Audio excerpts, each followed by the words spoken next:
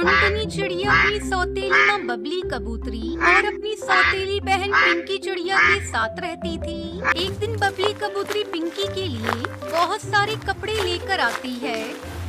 अरे पिंकी देख, आज मैं तेरे लिए कितने सारे कपड़े लेकर आई हूँ। इनको पहनकर तो तू एकदम राजकुमारी लगेगी। तभी वहाँ पर टुनटुनी चिड़िया आ जाती है। माँ, मेरे पास भी कपड़े नहीं है, सभी कपड़े फटे पुराने हैं। क्या आप मेरे लिए कपड़े लेकर नहीं आई? तो क्या करेगी कपड़े पहनकर? तेरे लिए मैं कुछ नहीं लाई। तू पिंकी की पुराने कपड़े पड़े उन्हें पहन लियो। ज्यादा मत इतरा तू। टुनटुनी वहाँ से उदास होकर बाहर चली जाती है। तभी उसे उसके दोस्त मिलते हैं। अरे टुनटुनी, तू आज भी वही मेरे पुराने कपड़े पहनकर घूम रही है, इसलिए तो कोई तुझसे बात नहीं करता। चल छोड़, आज मेरा जन्मदिन है दोस्तों, तो मैंने घर पर पार्टी रखी है, तुम सबको जरूर आना है। और हाँ टुनटुनी, तू भी आ जाना, पर ध्यान रहे कपड़े बदल कर आइयो, वरना पार्टी में एंट्री नहीं मिलेगी तुझे। ये सब सुनकर टुनटुनी उदास मन से अपने घर की तरफ जा रही होती है। तभी वो देखती है कि एक जादूगर कौवा उसी रास्ते से गुजर रहा होता है। उस जादूगर के हाथ में एक पिंजरा था जिसमें सुंदर सी चिड़िया कैद होती है और वो चिड़िया पिंजरे में बहुत उदास बैठी होती है। अरे ये चिड़िया कितनी उदास लग रही है। जरूर इस जादूगर ने इसे कैद में रखा है, इसलिए ये उदास है। मुझे इसकी मदद करनी चाहिए।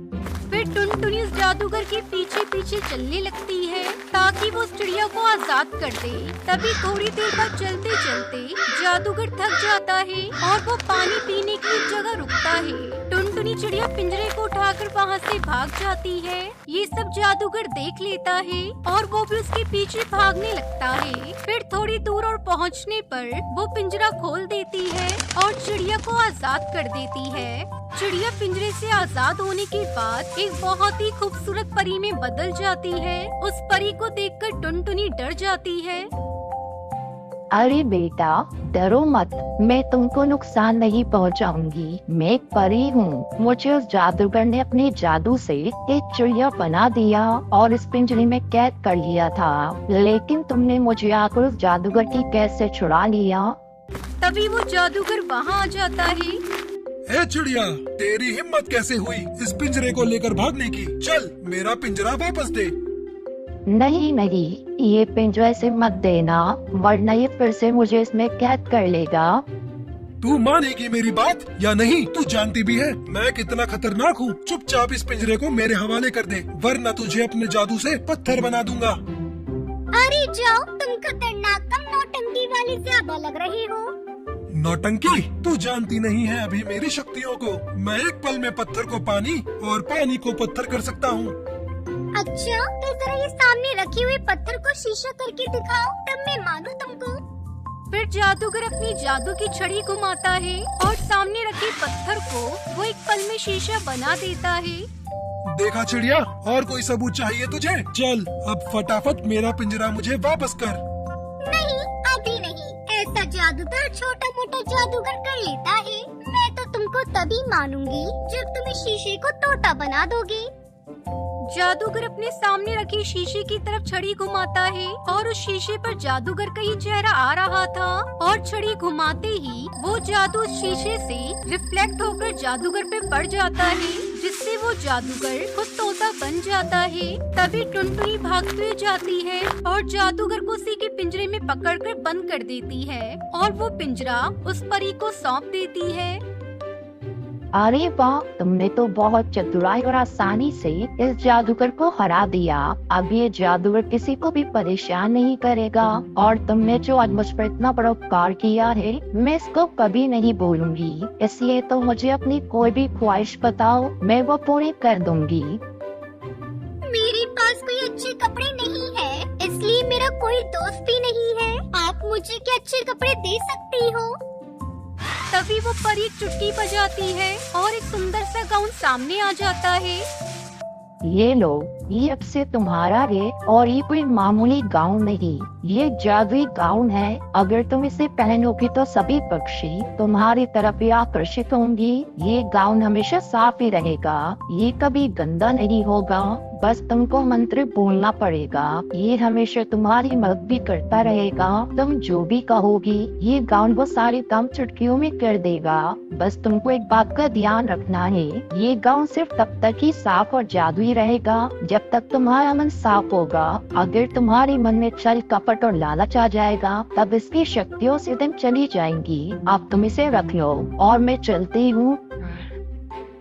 परी वो गाउन टुनटुनी को देकर वहाँ से उड़कर चली जाती है। टुनटुनी भी परी की बात मान लेती है और वो गाउन लेकर घर आ जाती है। क्या ये सच में कोई जादुई गाउन है? क्या एक बार इसे पहन कर देखती हूँ।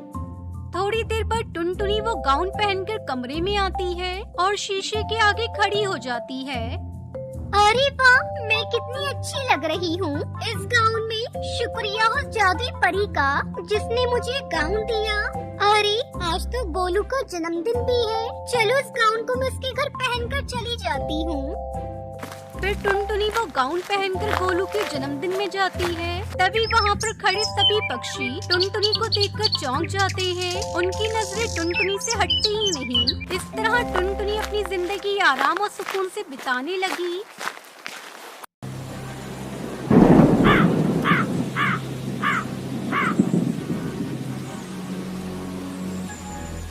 सुंदरवन के जंगल में कालू कौवा अपनी पत्नी और बूढ़े माँ बाप के साथ रहता था। कालू फल बेचा करता था। एक दिन जब कालू शाम को फल बेचकर घर आया तो अपनी पत्नी को काम करता देखकर उससे कहता है, अरे तुम आ गई मायके से, चलो अच्छा हुआ। रोज रोज भोजन पकाते पकाते मैं थक जाता था। ये चूल्हा चौकी का काम तुम ही अच्छे से करती हो। अब आ गई हो तो एक कप मेरे लिए चाय बना दो। तुम्हारे हाथ की बनी हुई चाय पिए तो हफ्ते गुजर गए। कालू कौवा अपनी पत्नी की तारीफ करता है, लेकिन टुनटुनी गुस्से से फूट पड़ी। तब तक आप लोग कमेंट पे बताएं 190 into 8 कितने होते हैं। रहने दो, बंद करो मेरी तारीफ करना। मैं तो नौकरानी हूँ इस घर की, दिन भर बस घर का काम करती रहूँ। और एक तुम्हारे बूढ़े माँ बाप हैं, दिन भर में 3 बार खाते हैं और बैठकर मुझ पर हुक्म चलाते हैं। मुझसे अब घर के काम नहीं होते। कब से कह रही हूँ अलग घर ले लो, पर नहीं, तुम्हें तो बिना अपने माँ बाप की नींद ही नहीं आती।